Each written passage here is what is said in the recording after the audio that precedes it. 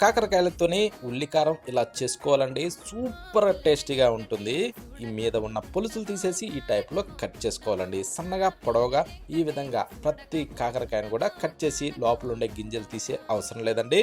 ఈ టైప్‌లో కట్ చేసిన వాటిని ఒక ప్లేట్‌లో వేసేసుకునేసి ఆ తర్వాత రోట్లో వేరుశెనగ పప్పులు, జీడిపప్పులు వేసి ఇలా మెత్తగా పొడి కొట్టాలండి. కొట్టిన దాన్ని తీసి బౌల్లో వేసి ఆ తర్వాత స్టవ్ మీద ఒక ప్యాన్ అయితే పెట్టుకొని దాంట్లో కాస్త నూనె వేసి వేడెక్కాక తాలింపు గింజలు, కట్ చేసిన కాకరకాయ ముక్కలు, వెల్లుల్లి రెమ్మలు పొట్టు తీసివేసి చిటికెడు పసుపు, సాల్టు ఇవి వేసి ఇలా బాగా కలిపి ఆ తర్వాత పచ్చిమిరపకాయలు, కట్ చేసిన ఉల్లిపాయలు వేసుకునేసి కరివేపాకు కూడా వేసి ఇలా బాగా కలుపుతూ వేగనిచ్చి స్పైసీ తగ్గట్టు కారం వేసుకునేసి ధనియాల పొడి, జీలకర్ర పొడి వేసి ఇలా వేగనిచ్చుకొని టమోటాలు వేసి కాస్త సాల్ట్ వేసుకునేసి ఇలా బాగా మెత్తబడినిచ్చి రోట్లో దంచిన పొడి వేసి ఇలా కలిపిన తర్వాత ఇప్పుడు కొత్తిమీర చల్లుకొని వేడివేడిగా సర్వ్ చేసుకొని తింటే సూపర్ అంటే సూపర్.